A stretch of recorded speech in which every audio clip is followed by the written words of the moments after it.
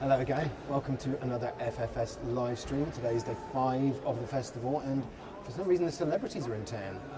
We had Tom Jones here last night doing a concert. Saw him flying on the mile earlier. He's struggling a bit, so if you can get there, do give him a hand. And Theresa May is here today. She's doing a Type 5 at the Laughing Horse at 10:25, if you want to catch that. That's the comedy opening monologue. You see, we're playing with a format, 30-second monologue. We are FFS Livestream. We're a community project aimed at helping people get through what is for most the toughest month of the industry year. Hints and tips of what to do around the city, how to survive it, how to deal with reviews, ignore them, etc. You can do us a favour by liking and subscribing this channel. You can also get in touch with us on over here. We're getting the nod that it'll be over here. We've got our email address and our Twitter and things.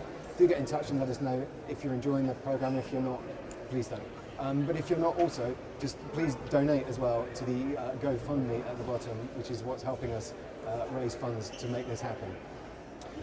Without further ado, we shall turn to our guests today, and we have 3 lovely guests.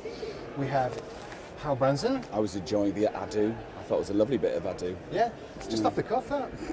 And the Kagools. Hello. Who are also Nikki Wilkinson and Claire Ford. Yeah. In equal measure. Yeah. Yeah. It's good we've got the Kagools on today, because I think everybody's got their Kagools on today. It's the first day of really proper miserable Edinburgh rain in this morning. It's actually the first day we actually had to wear them on the way in because we were getting soaked. So It's not a contractual obligation. no, It's like don't the usually brand. wear them. I've had my Charles Rennie Macintosh on myself, and that is a joke that I really enjoy. And I tweet it to you every year, and not a single retweet. Never had a retweet off that. How are you finding it so far, you guys? 4 shows in, 5 shows in? Yeah. Start on Thursday. Sick. Day is it? It's Tuesday. We've done 5. We need a calendar somewhere. We need Yeah. like a great big Hunger Games style hologram on the roof telling you what day it is the entire time. 'Cause everybody's lost track already. Yeah. Going well so far? Yeah, good, we're yeah. busy. Yeah. We're up really late doing What's a that gig, like? weren't we? Shut up, Hal. There's going to be a lot of this in there. We did late and live last night, so So we like to schedule the early morning Yes. interviews. Yeah, straight after. Only after that sort of thing. yeah, So any other day would have been fine, wouldn't it? yeah, So that's why we look like this. yeah. You look fine, don't be ridiculous. Thanks. And speaking of looking fine, hello. Thanks. I'm 4 days in. Yep. It's been all right. It's been all right. Thursday was tough. Friday also tough. Saturday less tough. Sunday night bloody lovely. Then Monday night crashing back down to earth with a little bit of reality. Yeah. These are the quiet days, aren't they? Monday, Tuesday is traditionally, I think, after the first weekend is the quiet time. So is it still all 2-for-1 tickets? 2-for-1, today yeah. and Yeah. Just today? I think Yesterday. tomorrow's the test, because tomorrow it's not 2 for 1 and it's a Wednesday, so... Black Wednesday, isn't it? That's Wednesday. Hump day, is that I think is that that's a thing? Christmas, isn't it? Yeah. Yeah, hump day. Hump day. Maybe for you. Well, that's just the way. No, there's other Wednesdays called hump days. It's like the middle of the week. Right, yes. That's what the kids are saying, isn't it? Yeah. Yeah? Woke. I don't know what that means. How many fringes have you done there? This is my debut hour. I was in 2015. I split an hour with Sammy Dobson and Lauren Patterson. Don't know what happened to her. Then 2016, split an hour with Sammy Dobson. Did half an hour each, which was a bit more narrative-y. And then 2017, I wasn't here. I had a baby. One of them babies that everyone's doing these days. I became a dad. We're having a go. Yeah. Thank you very much. And then this year debut hour. So technically 3, but this feels like a different experience at the Fringe. Did you visit last year? Did you find I yourself didn't wanting know. to I visit? didn't. I did want to visit, but it was sort of. I don't know. I think psychologically, I was like, I just wanted to sort of blank it out. So I just read all my friends' reviews and went. And delighted in their good reviews. Yes, absolutely. Schadenfreude, what's that? I've never heard of it, mate. Yeah, so I didn't come at all last year. And you guys, you've been here Since 2011. 2011. Yeah. Yeah. 7, 8. But not always as the Kagools. We did sketch shows for the first 4 years. 3. 3 or 4 years. Well, we did a year, then we had a year off because it was so traumatic, and then we came after just 1 year, and then we came back and did, I think, a couple of years as we were called Wilkinson Ford, so our last name, It's a lovely classic double actor, and then we sort of ditched the other sketch bits and just became the Kagools. So about 7 years. I think I used to drive a Ford Wilkinson. You used to what? I used to drive a Ford Wilkinson. Oh, Is Lovely- actually something lovely called a Ford Wilkinson? No. Would have been good though. Capri, There is a Ford Capri. Ford Kia. Classic. Kia, oh nice. The car. And the Ford both of car. you have got, you're performing as the Sierra. Kagools, but you've both got solo shows here, is that right? Yes, yeah. This year, yeah. So what's that like when you're together? I guess that's really nice because you've got each other, and then all of Yeah. a sudden, roll your roll. Yeah. It's all right when it goes okay, but when it doesn't, you can't go. Oh, you can't go that. You just sort of cry. Yeah. And they're very You different could shows. do that, aren't but it'd be weird. They're very different acts. Yes. I've seen your solo show, Yeah. and it's more of a straight talking. The Kagools themselves are a mime act. Yes. Yeah. And very fun. I'm a very big fan. I'll say that out front. I've been a very big fan because I saw you 3 years ago, and I've seen, I think, all of your shows since then. Really? Yes, I think Me so. too. Yeah. Apart from last year. They once fed me a Mars bar. Yeah. Strange. Star of the Remember. They show. dressed me up as a bear. Oh, Yeah. yeah. That was good. Right, guys. Well, I remember it because I'm terrified of like audience participation. I don't like that at all. So I always find somewhere nice and quiet. So I Yeah. think that was the first year I'd seen you. I didn't know what you did, and I sat like quite near the back, right in the middle of like an empty row. Yeah. And you came all the way down the back and found me. And I was like, I saw Bear. Yeah. There he is. I've His inner bear. I think every show since I've sat right in a corner, made sure that the row next to me is absolutely How did you full. feel? Did you feel all right doing it? Or? Yeah, no, it was fine. Yeah, because I think because it's mine, and it's just lots of fun. Yeah. And I think all the audience are bought into it, and it's all together. Yeah. It's not like you're asking like hard questions or like roasting the audience or anything Yeah. like It's that. really playful. I think we You try like to get a create perfect that. balance of- That's why I asked, really, because I wouldn't want anyone to be like, oh God, this, like dying inside. I No. think hopefully it's a It's odd. I think there's a comfortable fine experience. balance with stuff like that where if people are slightly uncomfortable, Yeah. I think you deal with it really well. And there's a nice line which I think, if you don't cross it, you get it's a funny response to you two. If they are like a little bit, Yeah. the worst thing is when you get like someone in your show like showboating and like going, oh, let's make it about me and being fed a Mars bar. Like you with the That's Mars. exactly what I did. And afterwards I went. No, it took you a few did. years to learn. I did it a few times before I was a comedian. I went see shows and Yeah. went, this is probably the perfect platform to launch my career in someone else's show. And someone like an agent would go, guys, let's stop the show. Who's this fucker? So I apologise. I know a new Well, it's show. I difficult was giving as a you the eyes. performer or in any, like, to go on someone else's show and to kind of not act like... Claire we went to see Mr. Thing last night, which It's is a brilliant show. on in the Pleasance, yeah. And she sort of accidentally ended up in the show.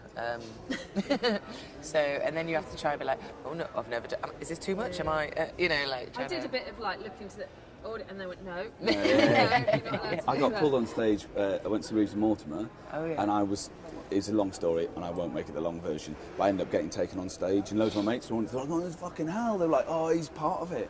I was like, "Right, this He's is my got a time job. to shine." And that's how you got into And Tim comedy. Key, I There went to see you Tim Key the other week. Same thing. He was like, are. Have you just got one of I those think faces? you have, yeah. I think Yeah, yes. you maybe. sort of shine out of the crowd. Yeah. Yeah. No, people go, "We'll get him on stage. He'll make us look better." I'll let you do the face. There it is. Yeah, that's the one. Just checking. Same top. I know, same colour. I wear that to flyer, like that and it does sort of Colour, work.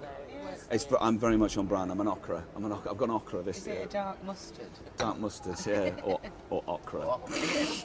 So I'm going to turn to ask you about reviews because audiences are great and generally very fun.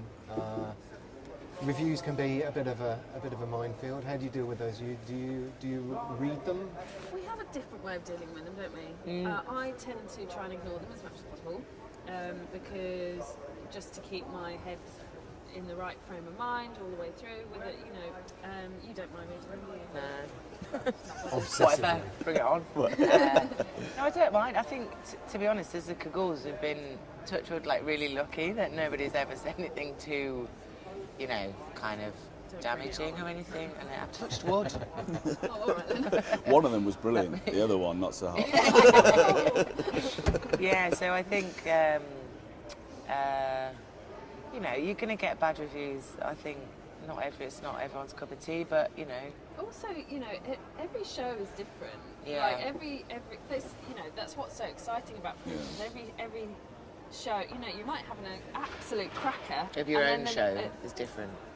Yeah. Or the Kagools, like, you know, some are just a bit, and some are like, wow, that's the best thing ever. Do you think you can feel it? And so if you've got a reviewer in on a great day, fantastic. If you've got them in on a day where everyone's asleep, you're just I'm saying like, I've never had a review. So I think in 2016, I think a sort of blogger. Not even as an audience member. The Kagools. Can I just say 5 stars for that fucking Mars bar here? No, I've never had a review. And but I was wondering this because I thought if I'd had a reviewer on Sunday night, I think I would have got those coveted 3.5 stars that I feel I'm worth. If they was in last night, I think they must be swayed to some extent. They're impressionable a lot, aren't they? So they would have gone, well, you know, he got like 4 sort of laughs for punchlines, but there wasn't. I didn't have any momentum in the room, and so I thought last night it probably would have been 2. I'd love to know how I've never actually spoken to a reviewer about how they actually sort of because I did a solo show back in 2015, I think it was, and it was pretty similar to my show now. It's just kind of like a fun, you know, mess around kind of.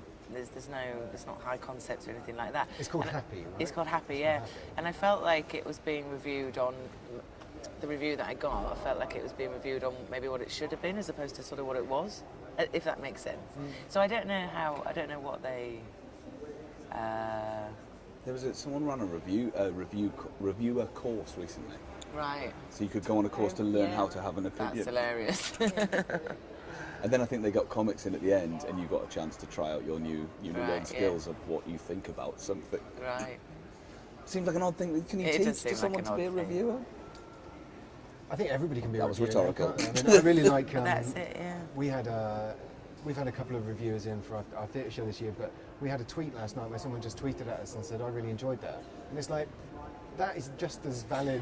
Like, it's great when you get audience tweets and all that kind of feedback afterwards, isn't it? It's lovely. But also you can feel it in the room. You know when they've really enjoyed it and they've really engaged. Yeah. And so when you get a review, it's kind of almost like, well, we can feel it when it's going well and when it's not going well. We know. So thanks for your feedback, but like, saying that though, reviews are really useful. When you need, you know, feedback and you need to put them on posts and people, you know, they are really useful. And when we got our first one, we were so happy, weren't we? And we've been coming here for 4 years before we got our first one. Really? Yeah. All right, okay, I feel better now. That's completely normal. And then after a while, you start to go, oh God, don't come. Especially with a new show, when you're like, we're not ready yet for you to come. Do you know when you've got them? Because I've said if I am, I don't want to know because I think it would affect me. Yeah, well, I don't know. No. I never know when there's one. Although you can see them sat there going, what? Yeah. Some of them make it really obvious. Some. Get out their quill. Just see them doing writing 2 stuff. The ones with Sketching on a like big bat. 3. With the torch on their forehead as well. There's a comedian here, I don't know if I should say his name, but he had a review arrive 25 minutes late and then had to sort of flag it. It's on a pod. If you listen to Brian Gittins and Friends podcast, I highly recommend it. They said could have been him, comedians could have been one of his friends. It was one of his friends, but he was talking about having a reviewer who arrived 25 minutes late and he was like, oh, sorry, you're a bit late. Are you a reviewer? And they were like, yeah. They're like, how are you finding it? And he was like, it's really hard. It was like, well, you're 25 minutes late, so you've missed all the setups and things like that. And I think in the end, he had to flag it. And at the end, it was like, this has been a weird experience. And I think in the end, they actually got in touch with the company who was the people who were reviewing it and said, can you send someone else? Because that's not fair, man. It's, I'm not going to say that person shall remain. Brett Goldstein. It was Brett Goldstein. He talks about it openly, so I don't think I've blown the lid off anything. By saying he was the reviewer. No, that would be brilliant. Brett Goldstein was 25 minutes late. You heard it here first. No, he had a review. If any reviewers are watching, if they can come to you today to watch Theresa May throw marshmallows into your mouths, that would be the day to get Theresa May coming to our show today. I reckon, she's in town. We don't have marshmallows anymore. No, not in this show. They better be true. They're all doing it now. There better be treats of some sort. They're hack as fuck, marshmallows. Everyone's doing it. Well, Are you doing it? we speak of reviews because we spoke to Amy Taylor, the Skinny, about how important reviews are. Is that a So nickname? the counterpoints are coming right here. Hello, Amy Taylor. Hi. How are you doing? I'm good. Nice to meet you. Yes, you too. You are from The Skinny, I am. I'm the theatre editor at The Skinny. and The Skinny's a magazine based up here in Yeah, Scotland. we're up in Edinburgh and we're independent cultural journalism. And how long have you been covering the Fringe for? This will be my second year as theatre editor at The Skinny, but I've been doing it since 2009. 2009. Very, very, very different time. Yes. Really different time, yes. And you're based up here in Edinburgh, so Yes, you're... born and bred, live in Portobello. Okay. Portobello is a very popular choice that we've been hearing from people as to where to get away from the Fringe for. So you're Yeah. sort of doing the opposite trip every day, Yeah, presumably. exactly. I'm getting away from Portobello and coming to relax in town. It's backwards like most of my life has been, so. In the festival bubble, In the festival bubble, completely. surrounded by a million flyers. Someone said to us yesterday, you don't get flyers in Portobello. No. So that's where we're going. Or even just go like halfway down Leith Walk and the flyers just kind of vanish, so. Leith's another place where people have been suggesting Yeah. we can go to chill out. Yeah. So yeah, I mean, obviously our show is kind of trying to bring together the entire sort of Edinburgh Festival community. You're a critic. How does that make you feel during festival time? Is that difficult? It is. It's. I often have this kind of crisis of identity because I'm going, well, I'm not a performer, and I'm not a promoter, I'm not a manager. Am I even a journalist? I get to that point where I'm like, where do I fit in? Because I'm not quite a journalist. I'm not quite an artist, but I'm somewhere in the middle. I do have a critic friend that says, no, all critics are artists in their own right. Right. I don't quite agree. I do think I'm probably more of a journalist. If I introduce myself, say I'm a journalist. But Yeah. it's a funny time. It's always like there's a Fringe bubble, and I'm in kind of my own bubble, just orbiting around it, you know. So that's my lot. Yeah. There's some people who prefer the term reviewer just because they don't like the word critic. Yeah. Because obviously that sort of sets you up for a fall. Yeah, so I used to say reviewer, and then because I didn't feel old enough or established enough to say critic, and now I guess I can say critic, but I maybe prefer to say journalist. Right. Because if you say to people you're a critic, you get people saying like, oh, what would you recommend? Or I'm like, I don't have time. I don't want to plug anything. Read it when I write it. Yes. Read what I say. So Get my magazine. how much preparation is involved for you, like ahead of the Fringe, in terms of like setting up? How do you decide? Do you pick up a brochure and just go through going, I want to review that? Or are you assigned reviews? It's a case of looking at the brochure and seeing who's contacting me quite early on. So from March and April, May, I like to see who's contacting me, and then I try and see if there's any themes coming up in the brochure, and just have a look at what's on and what's going on in the news, because I like to do really topical pieces. So the pieces I've done for our preview issue, there's one about slavery, there's one about masculinity, toxic masculinity, there's one about women on stage. So I'm really interested in stuff about gender and politics, but I love a good musical as well. So sometimes it's just a case of going, that's really cool and topical, but those guys are really good fun. I've seen them before and I'd love to see them again. Yeah. My editors can go, oh, this guy looks good, but I'm kind of in charge and go, well, I want to write about these guys. And do you do a mix of comedy and theatre and just sort of any sort of thing? I work alongside our comedy editor, Ben, great guy, love him, and he does most. If there's something cabaret, we kind of will chat about it, but if it's just straight stand-up, it will go to him. So sometimes people do email me when they have a comedy show, but if it's more stand-up, it goes to him. Right. Just so there's no crossover, we're not doing like 2 or 3 reviews of the same show. And it must be very nice to write a good review. It is. It's lovely. Is there a sense of relief, like about Yes. 5 minutes in, where you go, oh, this is going to be okay? I'm going to enjoy this. This is going to be great, rather than going like 5 minutes in and going, oh my God, I have to stay here. And I'm not sitting anywhere near the door, So it's lovely. It's lovely to see good work. That's the thing I'm always combating, is people think I will go to see a show to deliberately slate it. When that's a waste of my time. I want to go and see a show and really enjoy it, and I want to celebrate it and shout about it.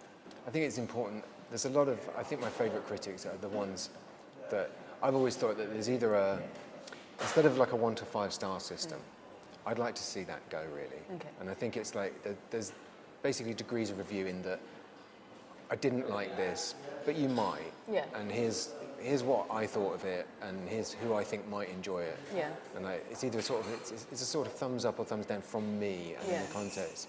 I think sometimes people take criticism rather to heart. Yes, and I try not to single out anyone for, you know, personal criticism. If something doesn't work, I'd rather be constructive and say, look, this didn't really work for me because X, Y, Z.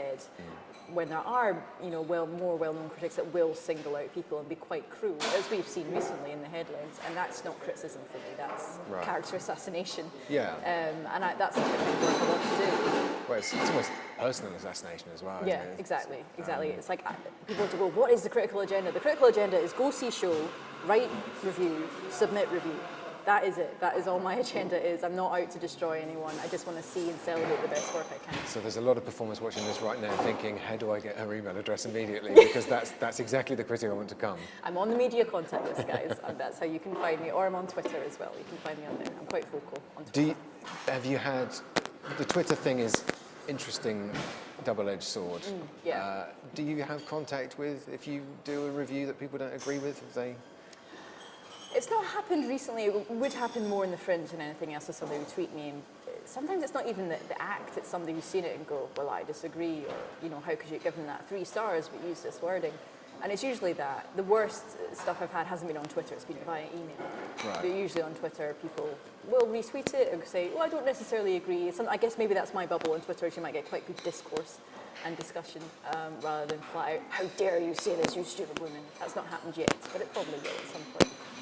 So turning away from the criticism angle, criticism, see I've done it there. Turning away from the critiquing angle, the city itself, Yes. the festival itself, what does it mean to you? You've been doing it a number of years. Oh God, good question. Especially as an Edinburgh resident, what's it yes. like when all of these people descend here? I used to hate it. When I wasn't involved in the Fringe, I'd be like, oh, my bus journeys are going to take an hour now instead of half an hour. I'm not going to be able to go down the Royal Mile because it's going to take me half an hour to get down the Royal Mile. I'm going to get all these flyers. I'm not going to see these shows. You know, I used to hate it. Now, as a resident, I'm like, oh, it's here again. The city's getting busier, and it's just going to get fuller and crazier. As a critic, it's exciting and terrifying in equal measure because you can look at it and go, oh God, I have so much work to do.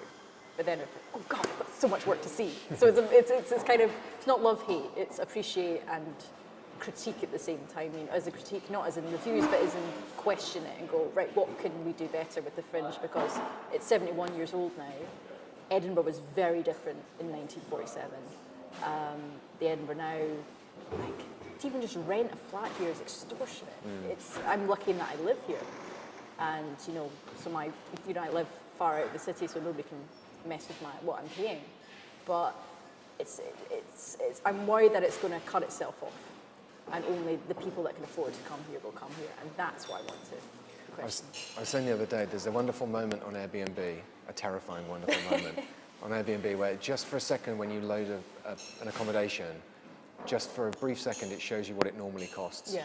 Just before it switches and goes, oh, this is during the festival, and then it updates it to the festival price, and you're, oh. Yeah, there's a hotel near here that usually has a board outside that says how much the rooms are going to be, and it changes throughout the year. But obviously, it's a lot different. I walked past it yesterday, and it was off. Yes, it seems to be off now permanently. Whether they've just got no rooms, I suspect. Yeah, but it's interesting to see it just go.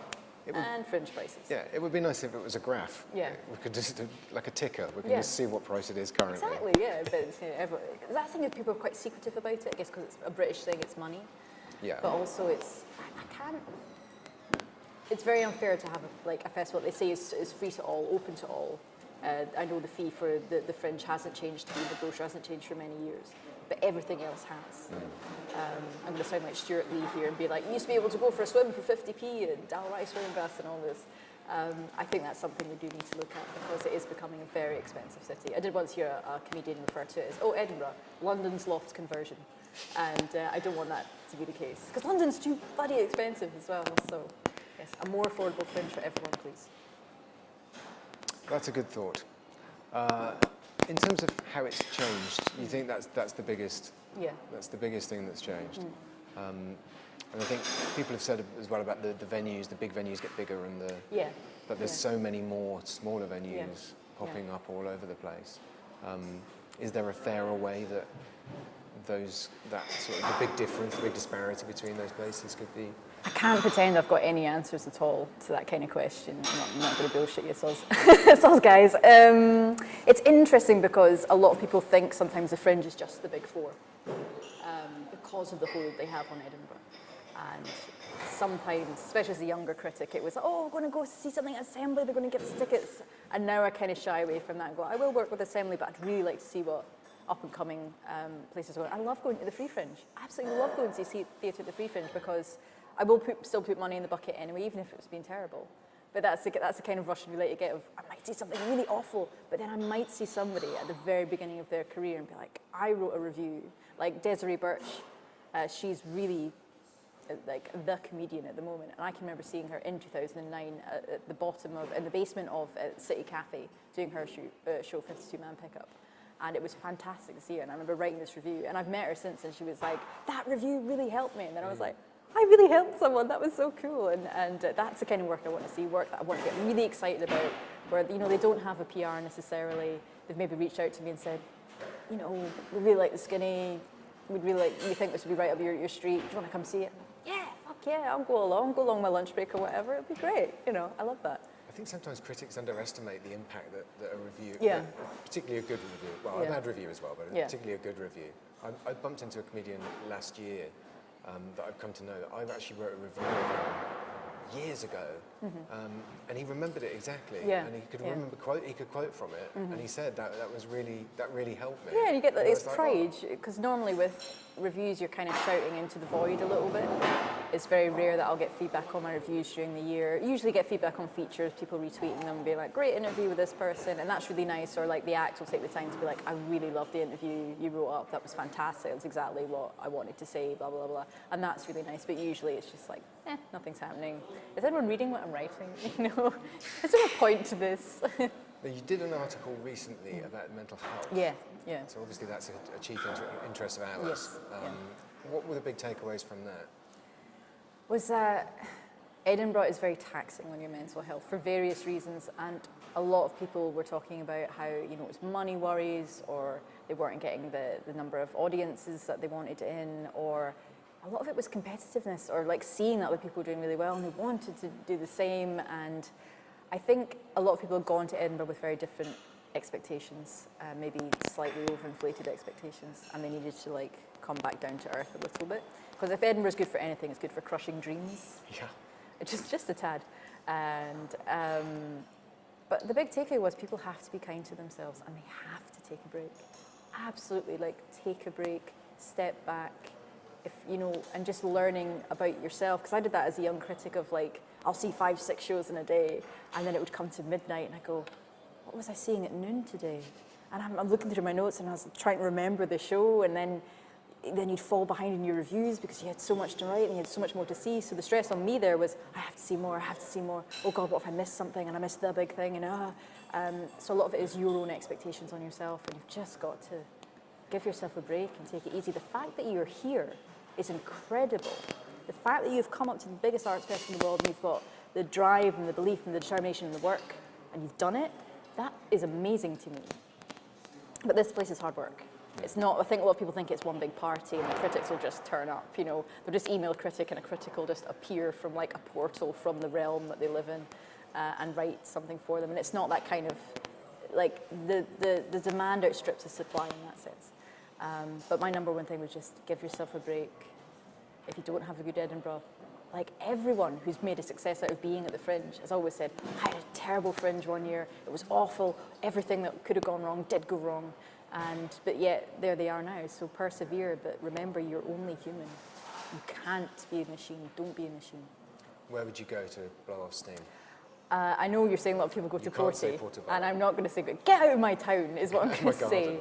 I would say go really far out into like East Lothian. If you've got a car, just drive out, Yellow Craigs, go somewhere just totally untouched by the Fringe. Somewhere quite rural, just go for a walk, go stand and look at a field. Eat a proper meal. Don't go to a restaurant, get a takeaway if you can, or like buy vegetables and make yourself a proper meal, vegetables and meat or whatever you eat, and just because you don't realise how much you've missed proper food until you actually have proper food. Because I live off cereal bars and God knows what else at this time. And I can remember one year going to a friend's birthday at a restaurant and I had salmon, and it was like the best piece of fish I'd ever had, because I could feel how good it was for me. So eat something, get out of Edinburgh, just pick a direction and keep going until, I don't know, you hit a wall or you get too tired, and then just come back. Wonderful. Thank you very much for talking to us. Oh, no problem. Thank you. And once again, this is like, you know, and then just keep talking about the thing for about 2 hours. She said it was the hardest thing. That would be hard. Yeah, I wouldn't want to do that. No. What's It's brilliant here non-stop. is, so we're going to be live again at this point, and no one will know what we were talking about. And I think we should leave She had that to just mystery. keep going Yeah. live Maybe on we'll- screen. maybe we'll Keep take- going, non-stop. live, She was non-stop, yeah, back it and was forth, non-stop. in and out like a fiddler's elbow. Maybe we'll take reader submissions as to what that might have been about. If you can guess what we were talking about before we came back, then do get in touch. We're going to talk now about coping through the festival. So this show is supported by the Mental Health Foundation. We're not experts on mental health. We don't really talk about mental health itself, but by doing this show, we're hoping that we'll expose stories and like let people share tips, and that will just hopefully create a better atmosphere for that sort of thing. So, how you've brought props? I've brought, you've brought your survival my kit. survival kit. I mean, my show is about mental health. It's about 56 minutes of it. But yeah, do you want to? Can I talk you through? Talk is me that through all it, right? Do you yeah. mind? All the things really begin with P. So here's Hal's Fringe Survival Guide. A power bank. Power bank. Charge your phone on the go. Orange cable on brand. Pens. Love a pen. I'm a pen obsessive. Always got about 4 on me. The Pentel 075. that's That's a lovely nice. little unit. Yeah. Propanol. How does that help your mental health? Just because I'm a bit OCD, icky, so I've got to have 4 pens on me the whole time. Oh, okay. Not 4. Well, I'll settle for 3. Anything less than And it 3, begins with P. weird, and it begins with P. And Pantex, so you got the brand name with P as well. Exactly. Other pen brands are available. No, they're not. We want a sponsorship deal. Propanol is good for panic attacks, good for anxiety. Pain relief. I'm addicted to Solpadine Max. Pucker. Oh, lovely bit of clear tea. 3 And ginger on brand. as well. Lemon and ginger, manuka and honey is also delicious. What else we got? Done that. Preen, I ripped preen up, so I don't know why. PR, that's good, if you can afford that. Prunes, lovely bit of prunes. Poga, which is just yoga, beginning with a P, because I'm a prick. Went to a hot yoga class yesterday, I'm that sort of twat. Photos, got a photo of my wife and daughter, just keep me, remind me. Yeah, And that's they're right. coming up. They're coming up on Friday, so that's nice. Plugs, ear in brackets. There's half a Valium hidden in there as well, that's my Wow. bedtime pack. You take that hourly. You what, sorry? You take that hourly. Yeah, hourly. Straight away. Hourly is a lovely word, not that for punctuality is important, isn't it, guys? Get to Yes. stuff on time. I think that Props. was a little tickers. Was a Wasn't little it? bit, Wasn't Late. it? You were late. You were bang on time. I was here like a little early geek. Props, thusly. Perseverance. This is an important one. A punk ass attitude. Yeah. You feel that. Plastic cup, because I care about the environment. After the Fringe, I will burn that. Your pass. And if you're a guy, bring your penis. Just behave yourself with it, but I would pack that. That's Shout out for preparation as well. 'cause you- preparation. Yeah. Yeah. That's a good spot.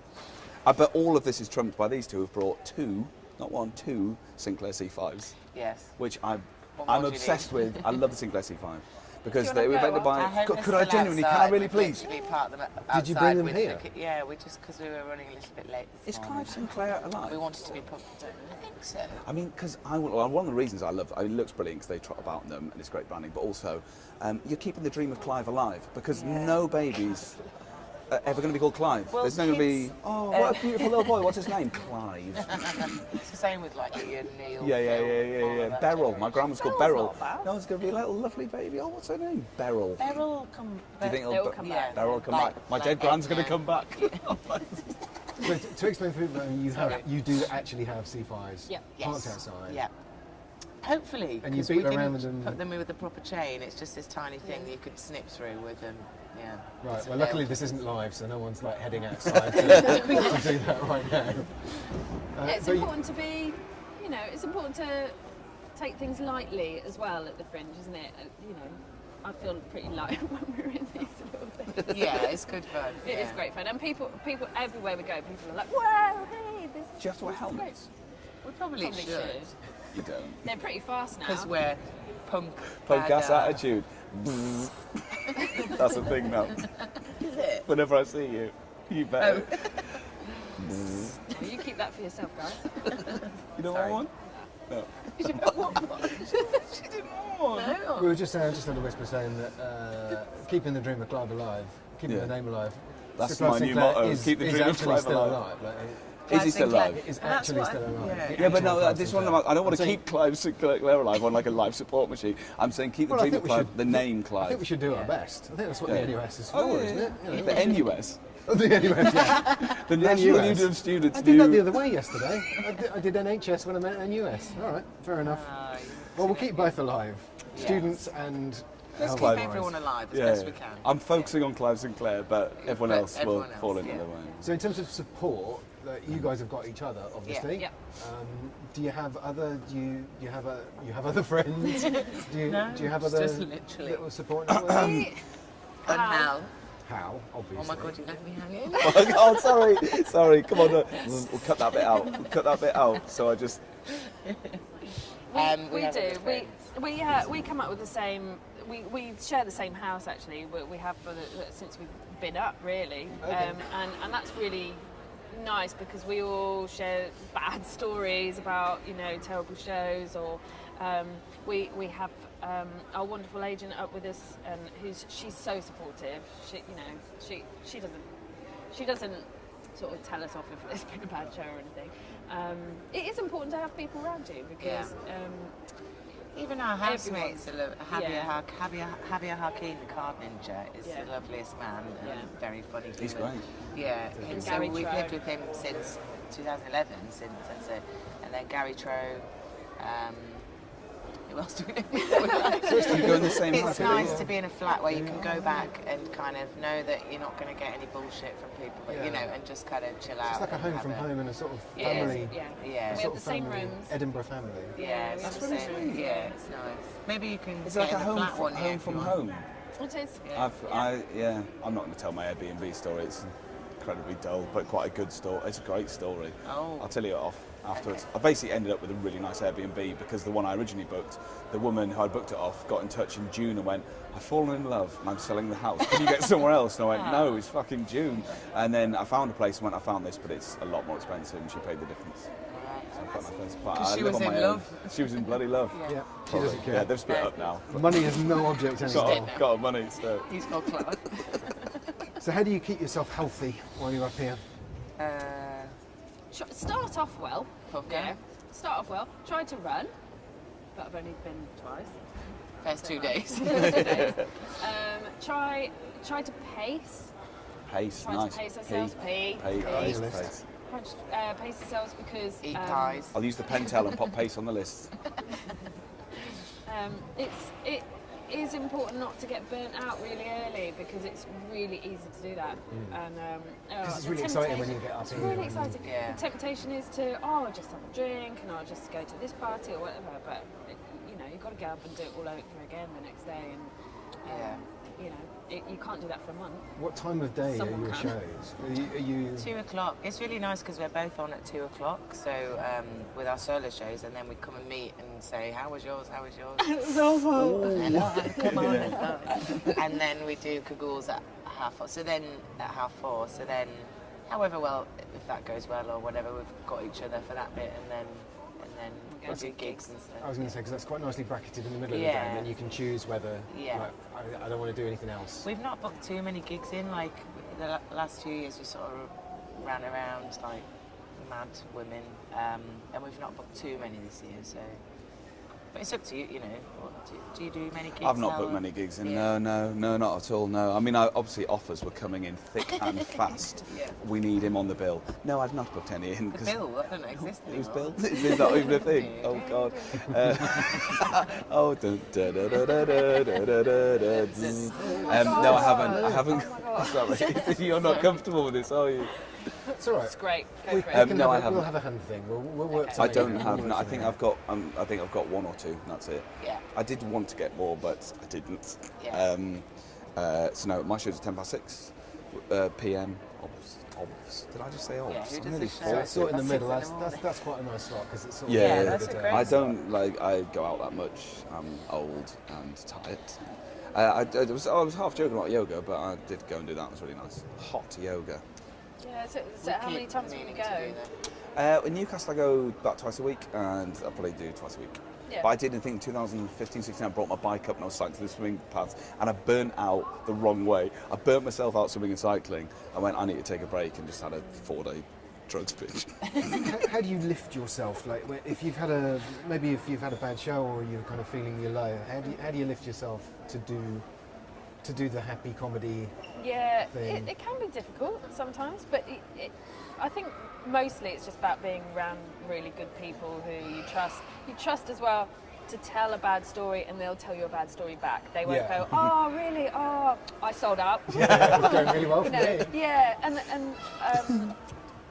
so it's about having good people around you. And listening to yourself, like what you need. If you just need to go to bed and have a night off by yourself, then do that. Or if you need to go to the pub with a friend and have a pint. Watch Netflix. Do something completely unrelated. And El Chapo season 3's out. There you go. Yeah, I think a lot of people are looking for Orange is the New Black. I saw a lot of people on Twitter saying, I'm It's coming not. to Orange is- Scotland for Edinburgh, and I'm Orange is the worried new that my Orange. US Netflix account won't work over there, and I need to see Orange is the New Black. It's like, if that's your biggest worry ahead of the Fringe, fine. you're doing all right. Get a mate. VPN. Emotions can genuinely be like that throughout the day because when you're doing gigs and shows and it's a stress on the system. I'm sure it's like something like endocrine system or something like that. It's a stress on the system. So usually September, I'm like, I just have to be indoors every night, or just going to yoga, or just having some sort of routine because it does deplete. After a while. I find flyering before the show is an odd one because you want to get people in, and it can be really nice, but that in itself is a little like if someone you get people a bit dismissive, and I'm always like, oh, you know, polite and friendly, but that's exhausting. And then I sort of put down the last flyer at like 10 minutes before I start, run upstairs, and then you're like, I've got to do the show now. I know that's a thing, but that's the thing I'm learning. I've always flying my own shows, but I think it's just before you go on. If you've just had someone who's like, no. And that's fair enough. Like if you're walking along Cowgate, you've got every Harry Potter on ice, we're doing Game of Thrones, improv, and like it is exhausting having bits of paper thrusted at you every 2 yards. But I find that I sort of put it down and then run upstairs and go, I've got to do the show now. Yeah, you need a bit of time to just go. Yeah. When you're on stage, it's lovely, but then as soon as you come on, well, if it goes well, I'm waffling now. I'm going to shut up. Please carry on with your more pertinent point. Pertinent.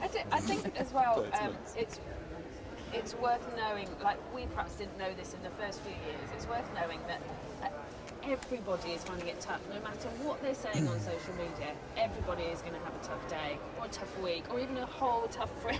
Yeah. You know, it's not always as fun as it looks on the outside, and to think that you're the only one, no, it's almost everyone, and they're pretending if they're not telling you about it. We've said this several times on the show that sometimes you're in such a PR mode that when someone says how are you, it's like you automatically go, the show's going really well. It's like, and everything is about that show. And actually sometimes we should just hear it as like, how are you? How are you doing, really? Yeah. Are you feeling happy? I think your point's right about finding someone who you can have that. But at both ends of the spectrum, there's some people who it's like, I find that boastful thing really hard. But there's some people you want to be able to share and go, it was really good today, and but not for you not feeling, as you say, that you're saying it's someone for the sake of boasting. It's like going, I want to share that I had a nice show, or the other end of the spectrum was like, it was fucking horrible today. Yeah. Because equally, I think there are people who are very good at their own PR, and as you say, I think that's right. You'd read that and go, fuck, they're having a great time, whereas the reality is they're probably not. Yeah. What are you most looking forward to? September the 1st. What am I most looking forward to? That's a tricky question. I don't know. It's, what are you hoping to get out of this festival? I got really worked up in sort of June, July. I went through a really bad patch where I was like, I don't know why I'm doing this. And a few people around me were like, why are you doing this? Like, is this really worth it? And I was already going, I'm never doing this again. And I think it was because I was putting far too high expectations on it, and that had been really hard on the show. And that someone was like, you're going up to tell jokes for an hour for a month. If you come out of it a better comedian, which you should do, that's just go up with that. Yeah. And if anything else happens, great. If it doesn't, don't worry about it. Like, I think if you put too much pressure expectation on yourself. in it. Exactly. Lower your Expectation. expectations. Yeah. Try and enjoy it. In general, like when I'm on stage, I try and enjoy it, and I think, but this might be the obvious thing ever, but if you're on stage enjoying yourself, I think there's a bit of osmosis. Like people go, well, maybe I'm not laughing as much, but I feel in safe hands. He's entertaining. He's having fun. Yeah. Like it does work. Like We try and say that to each other loads because we have to stop ourselves because she'll be like, why is this plastic sword? And you're like, it's a plastic sword. It's we're just having fun here. We're just silly. We're dicking about in Kagools. It's not, let's just take a step back. Let's take it for what it is. put things in perspective. Yeah, if there was a blackout and A blackout. blackout's the beginning of the Yeah. Blackout does. Plaque. Get your plaque out. Sorry, Cut yes. that bit I out. forgot what the question was. That was quite some time ago. Sorry. Wasn't it? What are I'll you most just looking babble forward on. to? What are you hoping to get out of Edinburgh? Well, this is a new show. We are looking forward to September. We're going to South Korea on the 30th of August. Amazing. Yeah. Cool. The Busan Comedy Festival. A lovely man called Dennis saw us in Adelaide and then has booked us to go over. So it's just 4 days in South Korea. So we genuinely are looking forward to the end of the festival, but not. It's great. You're very lucky there because your comedy just transcends language. Yeah. There's no barrier Yeah, there. Yeah, so if nobody likes us here, it doesn't matter. We're off to There Korea, might, mate. there might Yeah. be somebody over there that does. Exactly. Yeah. But that's the thing as well. You just got to find your audience, haven't you? Yeah. You know, somebody might be sitting there going, "This is shit. This is the worst thing I've ever seen." In your audience, and what's it like as a comedian? You're looking out at the audience. All you can see is that one audience member that's going, "Oh my god, this is awful." But actually, you just got to find your audience, haven't you? Yeah. We had Damien Clark on a little while ago who's done a cartoon that is that very thing. It's I've like seen it, yeah. the comedian's perspective, Yeah. like Yeah. the full It's really audience, and good. then just the one guy who's. Yeah. Yeah, it's important to remember it's just another opinion. Seymour Mace talked about it on a podcast a while ago. I think it's Stuart Goldsmith's podcast, where I think I've still got that thing where I'll be like, I want to make him laugh. I want to make him like me. And Seymour was like, no, they're enjoying it. Like, I'm going to focus on them. Yeah. Like, that's fine. I'm not going to go at him. He's not enjoying it unless they're being like outwardly like. I had someone who came to see one of my previews who I think was enjoying it, but their laugh was. The pantomime laugh. Which is odd because it was like I think they were laughing, but it sounded so derogatory and it kept putting me off. It was like they were either letting off steam or gas. They were maybe emitting a gas. Missing out at the beginning. Well, guys, it's been terrific to have you on to chat. It's been lovely. I presume you're going to have to go and get on with your days now. Yes. That's how Start life and flying. time works. Yeah. Positivity. Positivity. Let's whack Yeah. positivity on there. Let's all have a lot of fun. Yeah. And everybody Positivity. that's still doing shows today, Puns. you also have fun. Cross that out. And stay hydrated. And we'll be back again tomorrow. Yeah. Really nice to meet you both properly.